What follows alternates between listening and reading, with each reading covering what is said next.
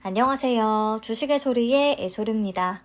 오늘의 진짜 마지막 영상입니다. KBJ 21호 스펙의 기본 내용들과 수익 예측 결과까지 한번 같이 보도록 할게요. 우선 KBJ 21호 스펙의 발기인은 누구인가?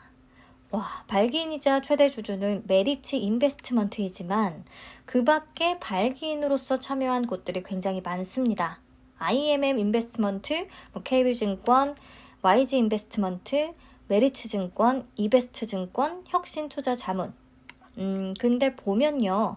메리츠 인베스트먼트가 최대 주주이기는 하지만 이번 스펙의 경영총괄은 이경준 혁신투자자문 대표가 맡고 있거든요. 이경준 대표는 IBKS 제17호 스펙과 신한 제7호 스펙, IBKS 제15호 스펙에도 참여한 경력이 있고요. 특히 IBKS 제15호에 하인크 코리아와의 합병을 이끌어낸 임원진 중에 한 명입니다. 하인크 코리아, 차트 보면 아시겠지만 합병 후 주가가 2만원 이상을 찍은 종목입니다. 발기인들은 1,000원에 참여했을 텐데 수익률이 1,900%가 넘게 된 거죠. 상장 후 일정 기간 보호예수 묶여있기는 하겠지만. 네, 그래서 우선 이런 성공적인 합병 레코드를 보유하고 있는 혁신투자자문의 대표가 이번 스펙을 이끌어 갈 것 같다 정도로 보시면 되겠습니다. 이경준 대표는 공모주 투자자들이라면 뉴스 기사에서 한 번쯤은 접해보셨을 텐데요. IPO와 프리-IPO를 전문으로 하는 투자 자문사를 운용 중에 있습니다. 네, 그리고 이번 스펙에 혁신 투자 자문으로서도 참여를 하지만 이경준 대표 개인도 전환사채 1억 원을 투자했기 때문에요. 회사 커리어적인 측면에서도 그리고 개인 수익 측면에서도 스펙 합병을 위해서 열심히 뛰어주지 않을까 싶어요. 네, 넘어가서 KB증권의 과거 스펙 리스트들을 보겠습니다. KB증권은 2015년까지만 해도요. 스펙의 명가, 스펙의 강자로 불렸습니다. 상장시킨 스펙 수도 굉장히 많고요. 2015년까지 거의 대부분의 스펙 합병에 성공했습니다. 그러나 2016년에 현대증권과의 합병이 진행된 이후 한 2년 동안은 스펙과 조금 거리 두는 모습이 나타났어요. 2017년에는 단 한 개의 스펙만 상장했고 2018년에는 아예 상장시킨 스펙이 없었습니다. 그러다가 2019년 들어서 17호부터 19호까지를 상장시켰는데 어찌 죄다 상장 폐지 절차를 밟게 됐어요. 그리고 2020년에 KBJ 20호 스펙이 상장을 했고 얼마 전에 가까스로 옵티코어라는 회사와 합병을 결정했다는 공시가 떴습니다. 즉 이번에 상장하는 KBJ 21호 스펙 외에는 현재 합병 대상을 찾아야 하는 KB증권의 스펙이 없다는 뜻이고요. 그만큼 21호에 KB증권도 관심을 쏟을 수 있는 상황이라고 볼 수도 있겠습니다.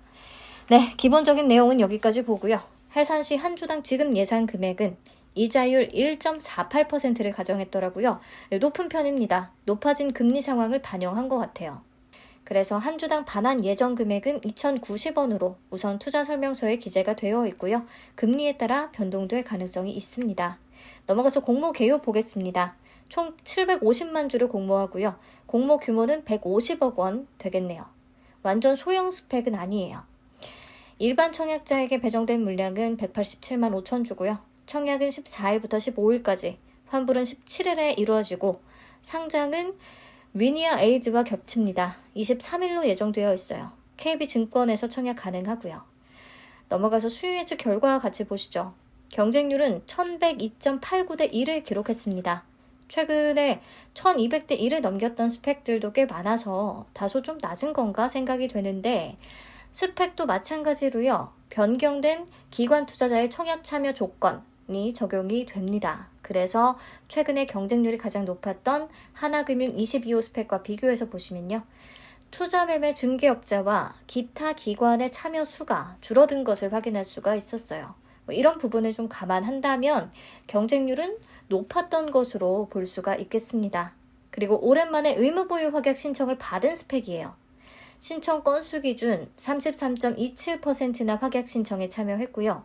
수량 기준으로는 33.24%나 의무 보유 확약에 참여한 겁니다. 자, 수익 예측 때 의무 보유 확약 신청을 받았던 스펙들과 비교해서 보시면 가장 높은 수준이에요. 이 부분이 조금 매력적으로 보이기는 하네요. 느낌상 이경준 대표나 KB증권을 믿고 좀 참여한 기관들이 많은 것으로 보입니다. 네, 근데 이러나 저러나 스펙인 건 마찬가지입니다. 완전 합병까지 기다리면서 장기로 보실 거면 좀 매력적인 스펙이 될 수 있을 것 같기는 한데, 단기의 승부를 볼 생각이라면 상장일 기대 수익률 자체에는 다른 스펙들과 아주 큰 차이는 없을 것 같습니다.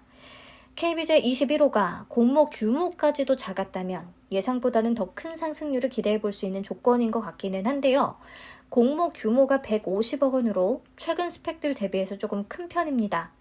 그나마 확약 비율 33%를 그대로 적용을 하면 같은 날 진행되는 교보 12호 스펙과 비슷한 수준이 되는 정도예요. 110억 원대. 그래서 같은 조건이라고 하면 교보 12호보다는 KBJ 21호가 조금 더 매력적인 것 같기는 하고요. 제가 조건들만 비교를 표로 쫙 해보기는 했는데, 사실 상장일 성과에 아주 큰 격차를 만들 만큼 차이가 나는 것 같지는 않아요. 물론 어떤 세력이 갑자기 어디에 붙을지는 모르겠지만 객관적인 지표상은 그렇습니다. 그래서 상장일의 기대 수익률이 비슷하다면 당연히 스펙은 경쟁률 낮은 쪽을 선택하는 게 유리하겠습니다. 단기적으로는 그렇고요. 혹시 스펙 본연의 성질을 살려서 합병 소식까지 기대하며 장기로 기다려보겠다라는 분들은 제가 스펙의 기본 내용들을 각 영상에서 말씀을 드렸으니까요. 더 마음에 드는 스펙을 골라서 청약을 하시고 상장 이후까지 시장에서도 더 담아가시면 되겠습니다. 저는 그 소식 들릴 때까지 기다리는 그 기회비용이 싫어서, 그냥 시간 걸리는 게 싫어서 차라리 합병 공시 뜬 거래 정지 중인 스펙에 관심을 가진다고 여러 번 말씀을 드렸습니다. 위에 나오는 제 영상을 참고해 주시면 되겠고요. 넘어가서 배정 물량 확인하시죠. 총 187만 5천 주니까 균등 물량은 93만 7,500주가 되겠습니다. 청약 건수는 최근 KB에서 상장시킨 스펙이 없어서 참고하기가 조금 어려운데요. 대략적으로 3만 건 정도를 잡으면 균등 배정 수량은 31주 정도가 되겠습니다. 우선 30주 언저리 정도로 생각하고 있으면 되겠네요. 네, 청약 한도 화면 통해서 체크하시고요. 최소 청약 수량이 10주지만 2일차 균등 수량을 확인하면서 조절해서 청약하시면 되겠어요. 균등 배정 수량이 30주인데 내가 10주를 청약하면 10주밖에 못 받잖아요. 상황을 보고 결정하셔도 늦지 않습니다. 네, 그러면 최종 정리 한번 해볼게요. 어쨌든 가장 인기가 있는 종목은 레이저셀이 될 것 같으니 레이저셀을 기준으로 해서 스펙의 비례 참여 여부를 결정할 경쟁률 데드라인을 한번 계산해 보겠습니다. 8천만 원으로 레이저셀은 만주 청약 가능하고요. KB 스펙은 4만주 청약 가능합니다. 레이저셀의 비례 경쟁률 3,600대 1을 가정하면 총 3주를 배정받을 수 있을 거라고 예상한다고 했고요. 배정 금액은 4만 8천 원이 되고 80% 기대 수익률을 잡으면 기대 수익금은 38,400원이 되겠습니다. KB 스펙의 기대 수익률을 10% 잡고 레이저셀 기대 수익인 38,400원 이상 한 4만원 정도 수익을 내려면요. 40만원어치는 배정을 받아야겠죠. 즉 200주는 배정을 받아야 한다는 거죠. 균등은 30주 정도가 예상이 되니까 비례해서 한 170주를 받아야 된다는 건데, 그러려면 비례 경쟁률은 235대 1 미만이어야 가능합니다. 그래서 저라면 KB 스펙의 비례 경쟁률이 230대 1 정도를 넘어간다면 그냥 비례는 레이저셀에 청약을 할 것 같고요. 스펙에는 균등 정도 하거나 패스할 것 같네요. 스펙의 경쟁률이 아주 낮아야 비례까지 고민을 해볼 수 있겠습니다. 그런 측면에서 KBJ 21호 스펙보다는 교보 12호 스펙이 경쟁률이 낮을 수가 있으니까 청약일에 한번 지켜보시고요. 아마 레이저셀과 위니아 에이드만 해도 머리가 아파서 스펙은 조금 뒷전일 것 같다는 생각이 드는데, 청약일에 경쟁률 보면서 경쟁률이 진짜 예상보다 훨씬 낮다면 그때 한번 고려해서 최종 판단을 하면 되겠습니다. 이제 진짜 마무리 인사 드릴게요. 오늘 1일 4영상이었나요? 영상 러시네 완전.